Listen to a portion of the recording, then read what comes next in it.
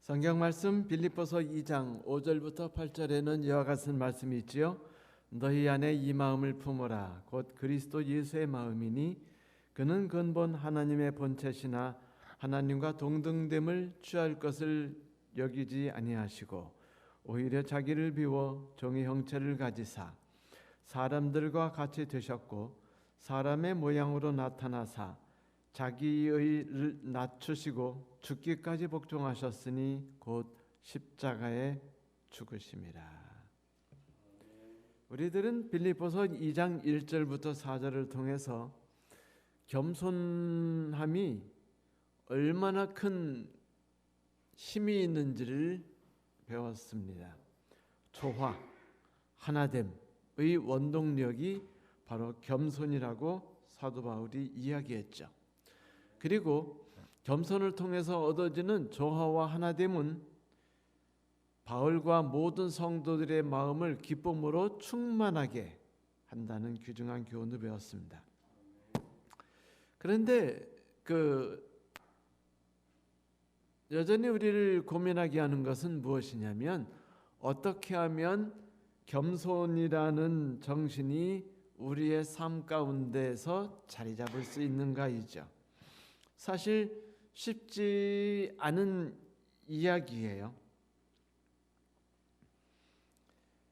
사도 바울은 이 겸손이라는 이 기초가 튼튼하게 다져지지 않는다면 그 위에 수십 년 동안 어떤 집을 짓더라도 그 집들이 의미가 없음을 우리에게 여러모로 알려주고 있습니다. 우리들은 고통하죠.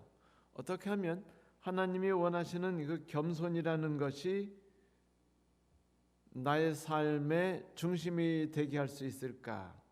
갈등할 때 사도 바울은 그리스도를 우리에게 소개합니다. 5절부터 8절까지. 바로 그리스도의 마음을 품으라라고 방법을 제시하죠. 너희 안에 이 마음을 품으라. 곧 그리스도 예수의 마음이니. 예수께서 우리의 앞에 진정한 조화로운 연합, 아름다운 교회의 관계를 만드는 데 있어서 예수 그리스도의 삶을 통해서 우리에게 길을 보여주셨다라고 사도 바울은 이야기하고 있습니다. 그러니까 만일 우리가 예수 그리스도를 바라보고 그 삶을 깊이 살피며 그 말씀을 경청한다면, 그분이 행하신 것들을 우리의 마음에 깊이 느끼려 한다면 우리의 마음이 주께서 원하시는 그 겸손의 높은 경지까지 이룰 수 있을 것이라고 사도 바울은 확신했습니다. 사도 바울은 5절부터 8절까지 세 가지 중요한 이야기를 해줍니다. 그런데 그 세 가지 이야기를 하기에 앞서서 첫 번째 내놓는 커다란 선언이 무엇이냐면 바로 이것이에요. 너희는 너희 안에 이 마음을 품으라. 곧 그리스도 예수의 마음이다. 우리가 어떤 마음을 품으면 1절부터 4절에서 요구하고 있는 그 겸손함, 교회의 연합 다 함께 하나가 되고 내 마음속에 기쁨이 솟아오르는 것들을 이룰 수 있다고요? 그리스도의 마음을 우리가 품는다라고 말했습니다. 본받아라, 따르라고 한 것이 아니라 품으라고 한 것이 재밌죠? 대개 품는다면은 암탉이 계란을 품는다라고 말할 때 품는다라고 말하죠. 물론 성경 원어에서는 그 알을 낳기 위해서 품는다라는 것보다는 그렇게 품에 안는, 꽉 안는 이거를 그런 태도, 그리스도께서 하셨던 삶의 태도와 자세를 너희도 동일한 삶의 자세를 갖도록 하라라고 말하고 있습니다. 물론 이것이 우리가 하고 싶다고 되는 것이 아니라 하나님께 간절히 엎드려서 의지해야만 그것을 얻을 수 있겠죠. 자, 그리스도의 마음을 품으라. 그렇다면 그리스도의 마음이 무엇인가? 사도 바울은 세 가지로 요약해서 말하고 있어요. 그 첫 번째는 뭐냐면 하나님께서는 우리를 위해서 당신이 꽉 붙잡아야 할 당신의 권리를 놔버리셨다라고 말합니다. 자, 하나님으로서 갖고 있는 특권과 권리가 어떤 것이며 얼마나 많을까요? 자, 죽은 사람을 살리는 것, 하나님이 갖고 있는 능력이시죠? 그분이 만물을 창조하셨고, 그래서 모든 피조물들이 그분께 찬미와 감사와 영광을 돌려요. 이것들이 그분이 마땅히 받을 권리이며 특권이죠. 죽은 사람을 살릴 수 있는 능력, 그분이 가진 특권입니다. 미래를 내다볼 수 있는 힘, 그것도 그분이 가진 특권이에요. 세상을 창조하는 능력도 그분이 가진 특권이고 능력입니다. 그런데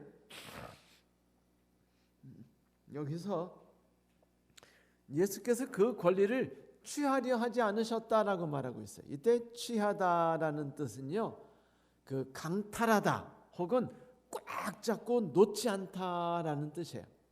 그러니까 어린아이를 생각하면 이거를 쉽게 이해할 수 있죠. 여러분, 어린아이들이 먹을 걸 손에 쥐거나 장난감을 손에 줬을 때 우리들이 그걸 뺏기가 쉽습니까? 힘듭니까? 정말 힘들죠? 애들 그거 절대로 안 넣습니다. 아그심이 얼마나 센지 몰라요. 그리고 여차하면 울 자세를 갖고 있어요. 우리들이 감히 꼼짝 못하죠. 자, 이렇게 꽉 잡았다는 건 갖고 있는 거를 뭐하지 않겠다는 거예요? 안 포기하겠다는 겁니다. 놓지 않겠다는 거죠. 예를 들면, 자, 내 생활 방법이 옳아. 나는 그걸 포기하지 않을 거야.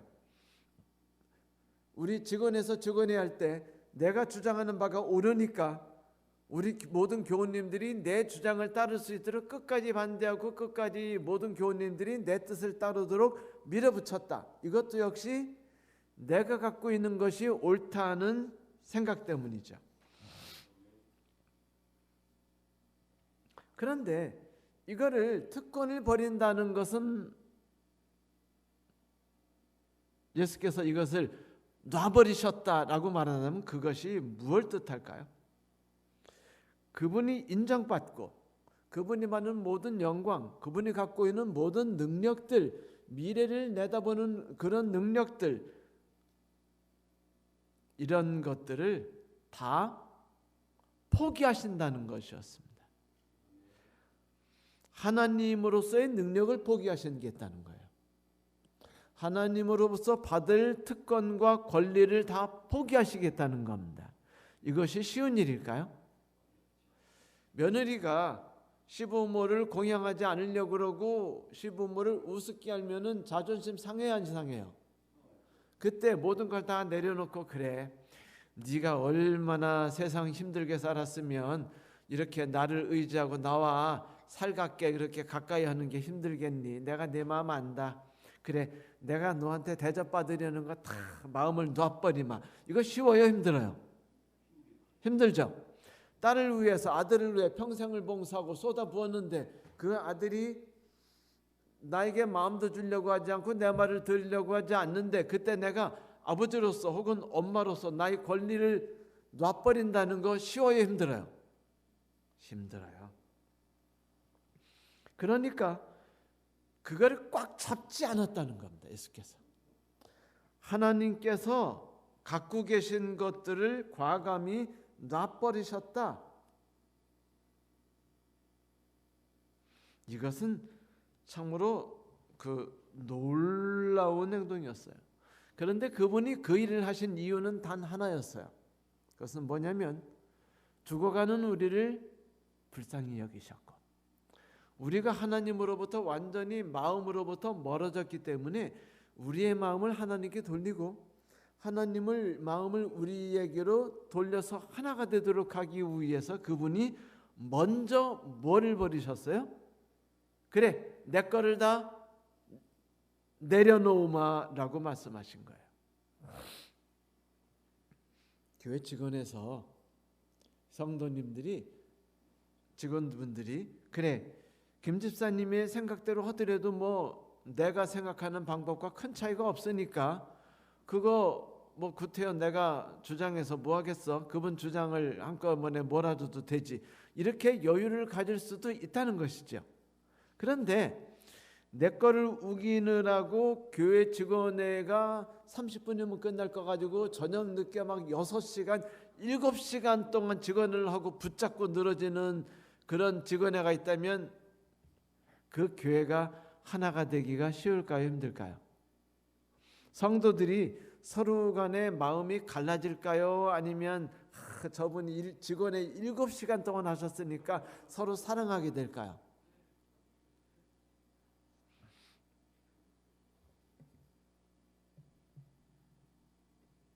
이 놔버린다는 게 쉽지 않습니다. 내가 알고 있는 진리를 놔버리는 것도 쉽지 않아요. 예를 들면 이런 것도 있죠. 우리 교회 요즘에 식사가 없죠. 식사가 없으니까 많은 분들이 답답해하시고 염려를 하십니다. 이러다가 교회가 무너지면 어떻게 될까? 정들이 떨어지면서 연합들이 이렇게 모래알처럼 흐트러져 버리면 어떻게 될까? 그래서 이게 모이면은 우리가 식사를 해야 된다라고 여러분들이 말씀하셔요. 그런데 가만히 생각해 보면 왜 이런 고민도 할 수 있어요. 왜 젊은 집사님들이 왜 이렇게 식사를 안 하려고 하실까? 그렇게 좋은 건데. 근데 그분들이 왜 안 하려고 하실까에 대해서 우리가 고민을 해볼 필요가 있어요. 얼마나 힘들고 지쳤으면 식사를 안 만들려고 할까? 그래, 우리가 함께 식사하려면 우리가 뭐를 도우면 될까? 내가 어떻게 하면은 젊은 집사님들이 힘을 내 가지고 다시 한번 일어나서 함께 식사하도록 할까라고 생각하고 내가 희생하고 내가 나서고 내가 봉사하고 내가 도우려는 생각을 만약 갖게 된다면 어떻게 될까요? 마음들이 서로 녹아나겠죠. 이것은 무엇을 말하냐면 나는 이제 나이가 들었으니까 혹은 나는 남자니까 혹은 난 어리니까 내가 그 일을 할 필요가 없지 않겠어? 나는 교회에서 그 식사를 해야 한다는 그것이 옳다는 것만 주장하면 되지 라는 생각에서 마음을 열어버린 거예요. 내가 가지고 있는 권리 그리고 주장들을 놔버리고 상대방의 주장들이 옳다는 것을 받아들인다는 거, 이거 쉬울까요? 힘들까요? 물론 힘들어요. 결코 쉽지 않습니다. 내가 가진 특권과 권리를 놔버린다는 것, 내가 가진 이상과 꿈을 놔버린다는 것은요 정말 힘든 것입니다. 그런데 하나님께서는 마땅히 받으셔야 했던 모든 것들을 다 놔버리셨어요. 우리는 그렇게 됐을 때 우리의 체면이 망가지거나 무시되고 그리고 가문의 그 규율이 깨진다거나 이렇게 생각할 수 있지만 세상 일이 반드시 우리 생각대로만 되는 건 아니에요. 에벌린이라는 그 소녀가 있었는데 8살 때부터 귀가 아팠어요. 그래가지고 12살 되는 해 귀가 완전히 들리지 않는 청각장애자가 됐습니다. 근데 이 아이가 8살까지 피아노를 쳤거든요. 그래서 음악을 너무 좋아해요. 그래서 음악을 하고 싶은데 12살이 돼서 이제 아무것도 들리지 않게 됐을 때, 거의 안 들리게 됐을 때 선생님께 가가지고 선생님 제가 타악기 연주를 하고 싶어요 그랬더니 선생님께서 뭐라고 하시는 줄 아세요? 얘야 같이 할 수 있으면 얼마나 좋겠니? 그런데 너 아무것도 들리지 않잖아. 그러니 네가 어떻게 음악을 연주할 수 있겠니? 넌 내가 연주하는 음악도 들을 수 없지 않니? 라고 말했더니 그 아이가 선생님께 이렇게 물었어요. 선생님은 소리를 무엇으로 들으세요? 귀로 듣지. 저는요 손가락으로 듣고 얼굴로 듣고 광대뼈로 듣고 가슴으로 듣고 발로 들을 겁니다 라고 말해요. 그래서 선생님 그 말을 듣고 아이에게 음악을 가르치기 시작했어요. 선생님은 북을 치면 이 아이가 벽에다 손을 대고 선생님이 이것은 어떻게 치신 거예요? 라고 물어요. 선생님이 중간을 쳤다, 옆을 쳤다, 세게 쳤다, 약하게 쳤다, 긁었다 이런 거를 하나하나 해가지고 이 아이가 매일 거의 삶의 전 시간을 소리를 듣는 데 열중했습니다. 선생님은 도를 치고 나는 도를 듣고 강한 도를 치고 강한 도를 그 손으로 느끼고 발로 느끼고 약한 도를 치고 약한 도를 느끼고 소리를 못 들어요. 근데 그걸 느끼기 시작했습니다. 결국 이 에벌린이라는 여자는요, 세계 최고의 타악기 연주자가 됐어요. 에벌린 그랜이라는 여인입니다. 영국에서는 그분을 자기를 주었습니다. 그리고 민간인에게 줄 수 있는 최고의 훈장을 주었죠. 또한 그분이 위대한 음악상도 받으셨어요. 그 타악기 연주로서는 세계 최초로 타악기 연주는 맨 뒤서 연주하는 그 부차적 재료였는데 이분이 타악기가 중심, 주제의 주인공이 되는 일로 만들어버리기도 했습니다. 그래서 역사를 바꿨죠. 사람들은 귀가 없으니 어떻게 소리를 들을 수 있으며 다른 사람의 소리를 들을 수 있을까라고 생각했는데 그녀는 그 일을 해냈습니다. 귀가 없다라고 해서 사람이 그 일을 못할 수 있는 것은 아니에요.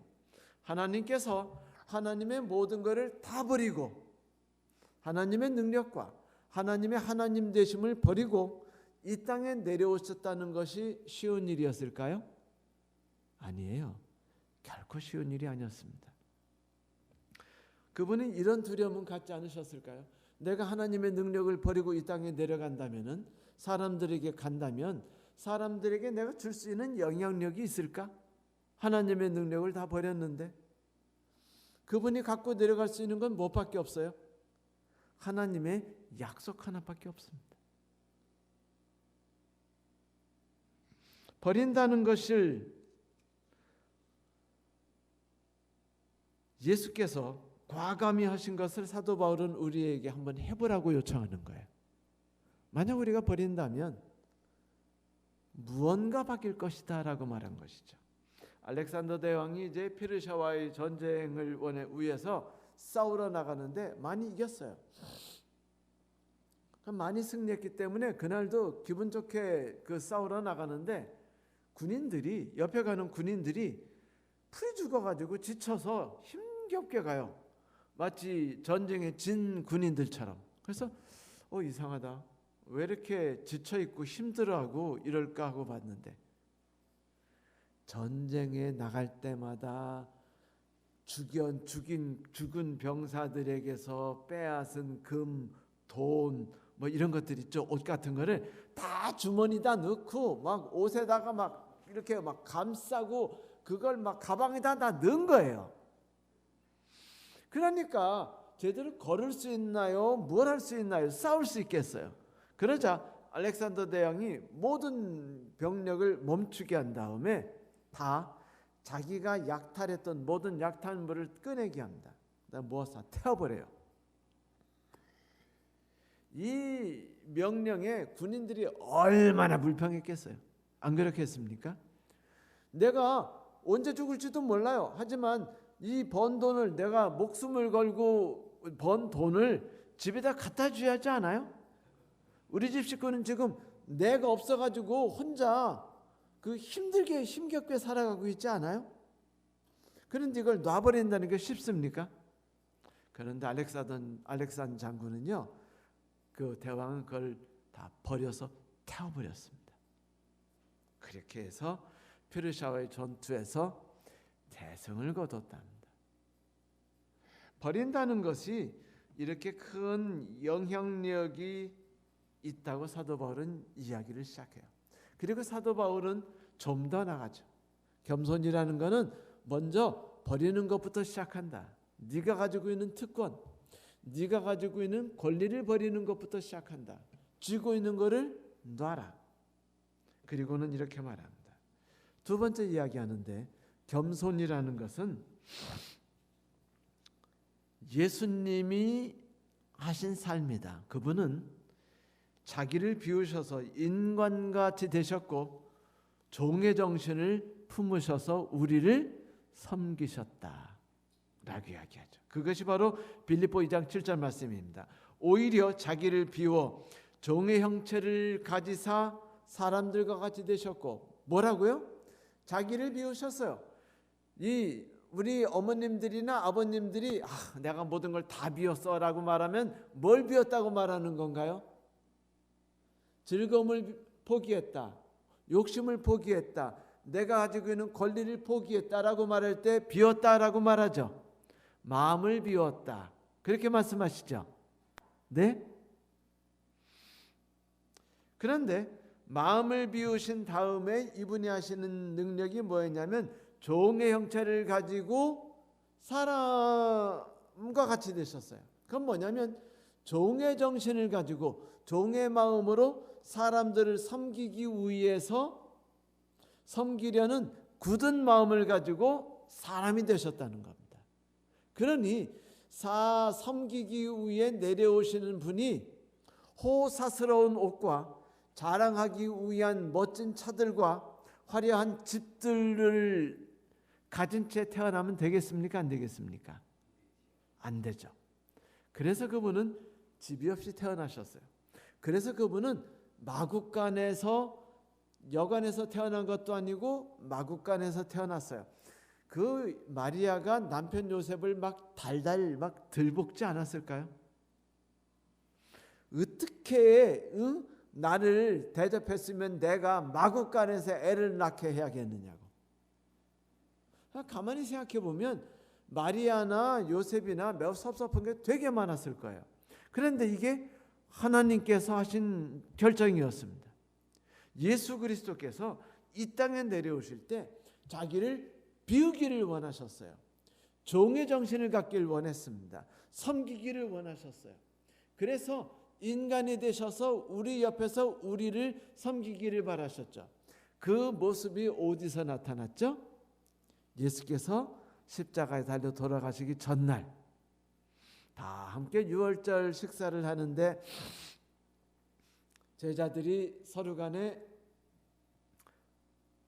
발은 닦아야겠는데, 왜냐하면 더러운 발로 들어왔으니까 발은 닦아야겠는데 먼지가 가득한 채 밥 먹을 수는 없어서 닦아줄 사람은 없고, 그러니까 서로들 막 네가란 말이야 임마, 내가 닦아야겠니? 네가 닦아줘야지. 서로 싸우고 있을 때 예수께서 수건을 들어서 허리에 걸치고 이게 소매를 걷으신 다음에 직접 발을 닦아주셔요. 여러분, 발을 닦으실 때 무릎을 꿇고 닦으실 수 있나요? 아니면 서서 닦아주실 수 있나요?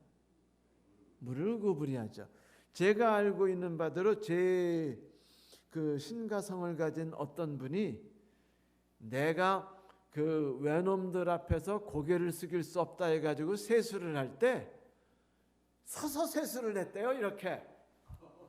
그러면 막 이렇게 세수를 하니까 고개도 안 숙이고 그냥 그게 그냥 온몸에 다 그분 이름이 신채호 씨.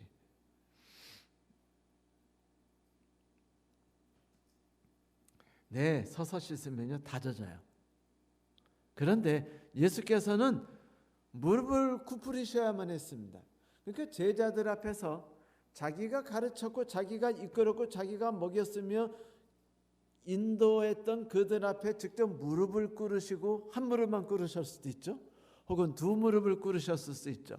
그들의 더러운 발을 다 닦아주시고 수건으로 닦아주셨어요.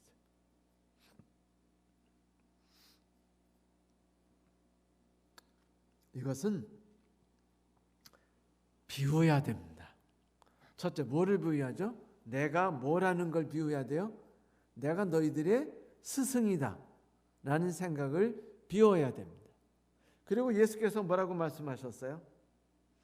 인자가 온 것은 섬김을 받으려 온 것이 아니라 도리어 섬기려 하고 자기 목숨을 많은 사람의 대속물로 주려 했으니 내가 너희를 위해 발을 닦아줬으니 너희도 서로 발을 씻어주는 것이 옳으니라라고 말씀하셨어요. 이것을 보고 감동을 받은 사도 바울이 고린도 후서 8장 9절에 이와 같은 말로 크게 외칩니다. 부요하신 자로서 너희를 위해 가난하게 되심은 그의 가난하심을 인하여 너희로 부요케 하려 하심이니라. 하늘이 미리 땅에 떨어져서 썩어서 죽지 않는다면, 밀싹이 나와가지고 풍성한 밀을 수확할 수 있는 길이 있을까요? 없어요.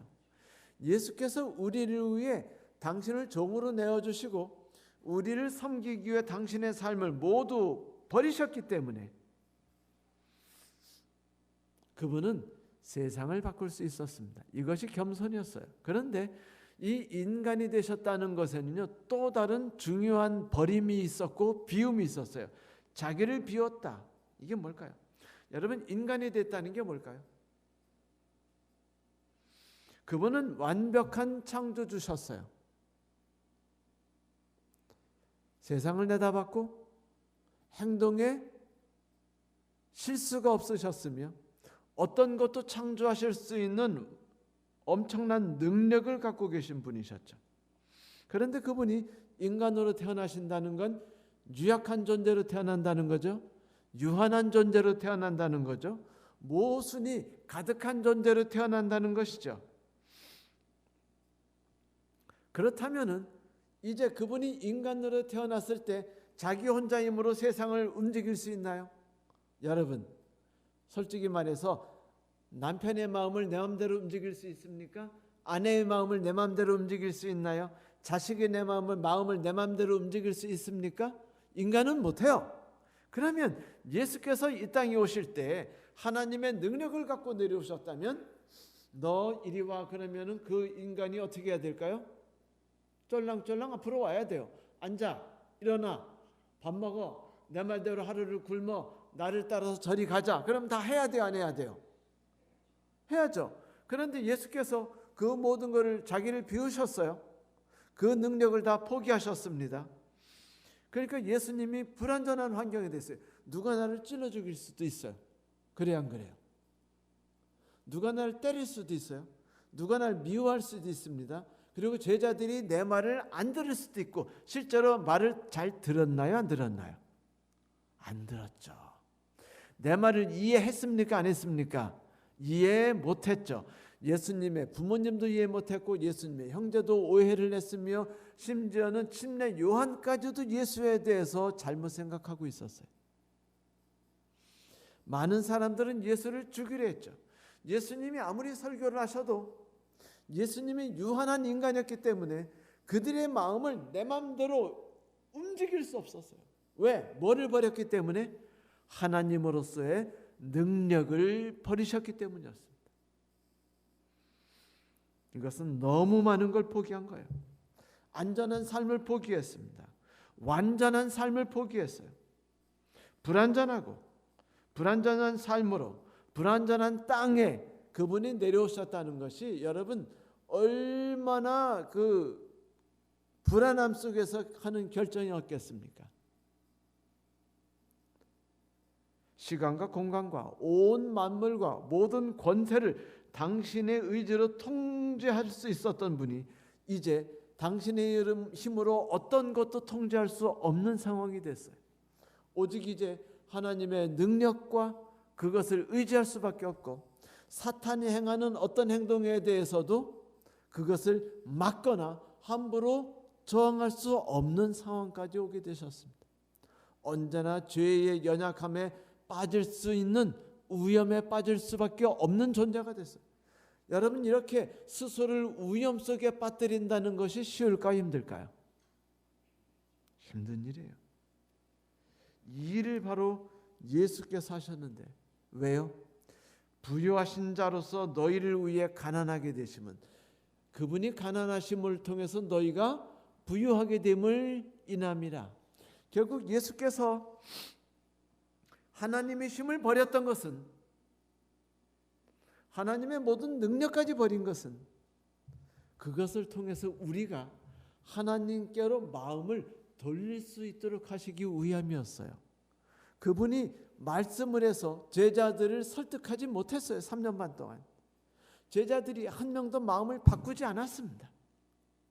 그렇게 예수님조차도 제자들을 설득하기가 하늘의 별 따기만큼 힘들었단 말이었어요. 그런데 결국 그분이 그 일을 이뤄내셨습니다. 어떻게 이뤄내셨죠? 끝까지 겸손하게 제자들을 섬기고 예수님의 모든 받으셔야 되는 권력과 당연하게 받아야 되는 대접과 인정받는 것과 그런 모든 것들을 다 놔버리시고, 그래 내가 이 땅에 온 것은 오직 너희를 섬기기 위함이야 라는 생각 하나 속에 예수께서 생애하셨을 때 제자들은 바뀌지 않을 수 없었던 것이었습니다. 여러분, 종이란 게 뭐예요? 영광이 전혀 없는 주의입니다. 그에게는 권리가 없어요. 위엄과 특권도 없습니다. 종이 감당해야 되는 건 오직 과중한 의무와 복종밖에 없어요. 정말 재수 없는 존재, 살아있는 것이 고통인 존재가 종이에요. 그런데 예수께서 그 종이 되기를 자처하셨다는 것, 그거 쉬운 일입니까? 그래서 선지서 이사야에서는 예수를 부를 때마다 나의 종, 나의 종, 나의 종이라고 말하고 있는 것이에요. 세상 어떤 사람도 종들을 존경하나 높이거나 두려워하는 일이 없습니다. 종들은 누구든지 야 이 개똥아 이리 와봐 하면서 하대하고, 종들에 대해서는 함부로 대하죠. 여기 이런 말씀이 있습니다. 너희 중에 네게 밭을 갈거나 양을 치거나 하는 종이 있어 밭에서 돌아오면 저더러 곧 와 앉아서 먹으라 할 자가 있느냐? 도리어 저더러 내 먹을 것을 예비하고 띠를 띠고 나의 먹고 마시는 동안에 수중 들고 너는 그 후에 먹고 마시라 하지 않겠느냐? 명한 대로 하였다고 종에게 살해하겠느냐? 이와 같이 너희도 명령받은 것을 행한 후에 이르기를 우리는 무익한 종이라 우리의 하여야 할 일을 한 것뿐이라 할지니라. 그분은 인정받는 것에 관심을 두지 않고 그거를 포기하셨습니다. 내가 어떻게 대접을 받지 못해서 서운하지 않으셨어요. 왜? 종이니까. 그분은 자신을 종이라고 생각하셨어요. 내가 이 땅에 존재하는 이유는 단 하나, 너희들을 섬기기 위한 것이라고 말씀하셨습니다. 그분이 지쳤는데도 말씀을 끝없이 나눈 것은 섬기기 위함이었어요. 그분이 5,000명에게 물고기와 떡을 먹이신 것도 섬기기 위함이었어요. 폭풍아 칠 때 제자들이 죽게 되었을 위험에 빠졌을 때 가서 그들을 건지기 위해 바다 위를 걸어가신 것도 섬기기 위함이었습니다.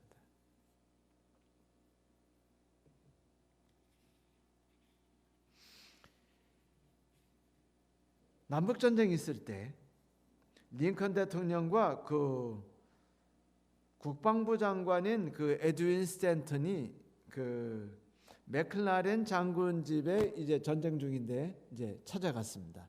어떤 전쟁에 관한 걸 상의하기 위해서 했어요. 그 집에 왔는데 맥클라렌 장군이 아직 집에 돌아오지 않았어요. 전령을 띄웠고 이제 맥클라렌 장군이 왔는데 맥클라렌 장군이 집에 딱 들으면서 그 거실에 앉아 계신 대통령과 국방부 장관을 봤습니다. 그런데 맥클라렌 장군이 그걸 딱 두 번을 보더니 그냥 2층으로 쑥 올라가. 그래서 옷 갈아입고 내려올라나 보다 라고 생각했는데 한 20분이 지나도 내려오질 않아요. 그래서 이제 거기에 있는 이제 비서에게 이제 물어봤더니 뭐랬냐면 저희 장군이 지금 피곤해서 주무시러 가셨습니다. 그러니까 스탠턴이 화가 팍 난 거예요. 국방부 장관이 장군이 감히 국방부 장관과 대통령 앞에 있다고 행동을 해? 그래서 장군이 대통령님 우리가 이거 받아들일 수 없습니다. 이렇게 되면 질서가 무너지고 질서가 무너지면 나라가 망하고 우리가 전쟁에 질 수 있습니다. 소문 나보세요. 어떻게 되겠는가? 그러자 링컨 대통령이 웃으면서 뭐라고 말했는 줄 아세요? 만약 맥클라렌 장군이 전쟁을 1시간이라도 줄일 수 있으면 내가 맥클라렌 장군의 타고 있는 말에 곱비를 잡고 다닐 것이며 그의 신발에 더러운 그것을 내가 닦아주는 사람이 되겠다 라고 얘기했답니다.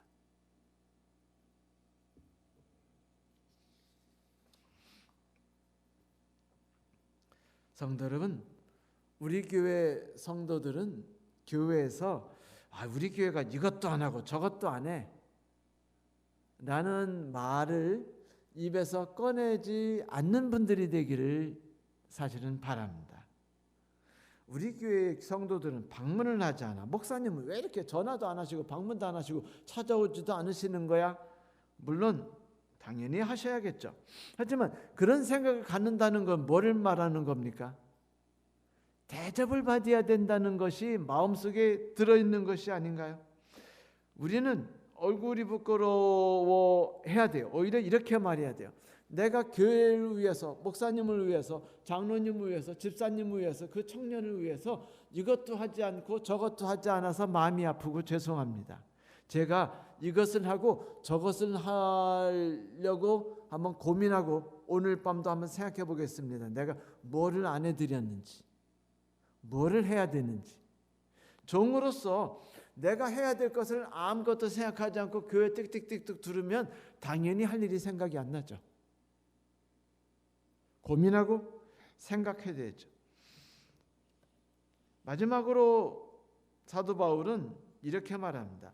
오히려 자기를 비워 종의 형체를 가지사 사람같이 되신 뒤에 사람으로 나타나서 자기를 낮추시더니 이제 뭐라고요? 죽기까지 복종하셨으니 곧 십자가에서 죽으심이라. 뭐라고요? 죽기까지 복종하셨다. 이제 겸손의 1단계가 뭐였죠? 하나님이 되심을 놔버렸다. 두 번째는요, 섬기기 위해서 종이 되셨다. 그리고 세 번째가 뭐예요? 세 번째, 겸손의 세 번째 양상이 죽기까지 자기를 내주었다.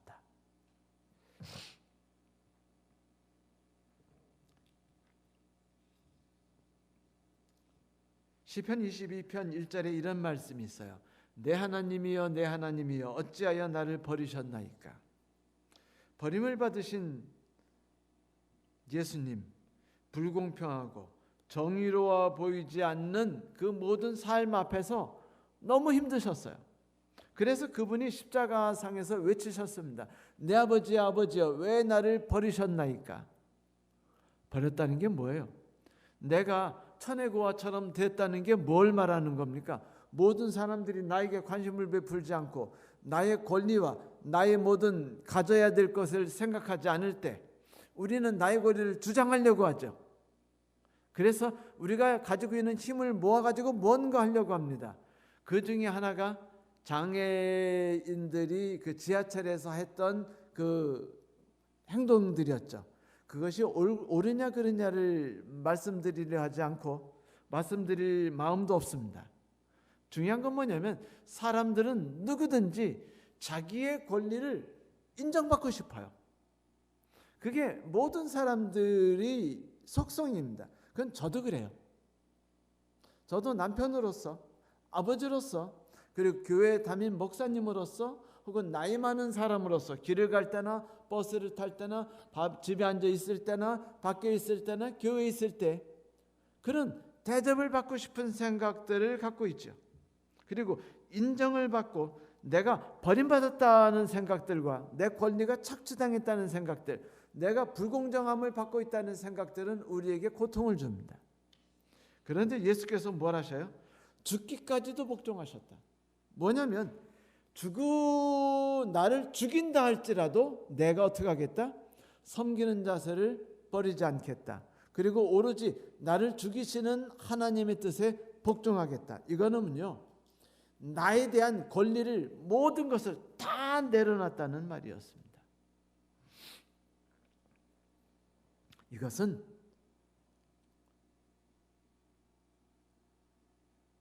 가치 있는 죽음을 가지시겠다는 거였죠. 내가 죽는 때조차 내 육체가 이 땅에서 거름이 되기를 바라노라라고 외치는 어떤 사람들의 말처럼 예수 그리스도께서는 나의 죽음조차 너희들을 위해서 큰 도움이 되기를 바라는 마음을 갖고 계셨던 것이었죠. 죽음이라는 건 고통스러운 거예요. 사람이 죽는다는 것은요, 내가 지금까지 추구했던 모든 것들을 다 잃어버리는 겁니다. 추구했던 꿈이 날아가는 것이에요. 내가 행했던 모든 것들을 무가치하게 만들어버리고 의미 없이 만들어버리는 겁니다. 그런데 영원하신 창조주 하나님, 모든 의미와 모든 능력을 갖고 있던 분이 그 모든 걸 다 날려버리시게 됐어요. 어쩌면 이제 죽으면은요, 하나님으로 다시 돌아가지 못할 수도 있어요. 그걸 어떻게 합니까? 누가 보장하나요? 내가 믿었다고 그것이 확실한 보장이 되나요? 보장될 수 없어요. 뭐만 붙잡을 뿐입니까? 하나님이 주신 약속 하나만 붙들고 늘어질 뿐입니다. 약속 하나 붙들고 십자가에 매달렸는데 아무리 생각해도 이건 아닌 것 같아요. 하나님께서 내 죽음을 가치 있게 생각하지 않는 것 같습니다. 그러니까 심장이 아프고 고통스럽고 억울한 것 같고 슬퍼요. 그리고 내 죽음이 무가치하게 느껴졌습니다. 그러자 심장이 터져 죽으셨죠. 그리고 뭐라고 외쳤어요? 아버지, 아버지여, 왜 나를 버리시나이까? 라고 말했습니다. 바울이 이렇게 말했어요. 그분의 삶이 가장 수치스럽고 모욕스러운 죽음으로 죽었지 않습니까? 그리스도께서 우리를 위해 저주를 받은 바 되사 율법의 저주에서 우리를 속량하셨으니 기록된 바 나무에 달린 자마다 저주에 있는 자라 하였습니다. 그분이 저주를 받더라도, 저주를 받으셔서라도 우리가 구원받을 수 있다면, 하나님과 연합할 수 있다면 그분은 과감히 그 일을 하시겠다라고 하셨다는 거죠.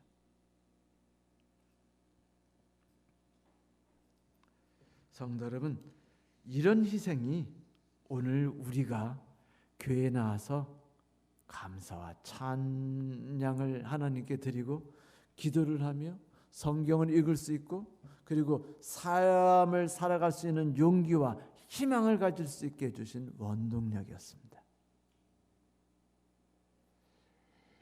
비얼스비 목사님은요, 그 닥터 조엣이라는 분이 한 말을 인용했습니다. 희생이 없는 봉사는 아무것도 성취하지 못한다. 뭐라고요? 희생이 없는 봉사는 아무것도 성취하지 못한다. 그리고 한마디 더 있어요.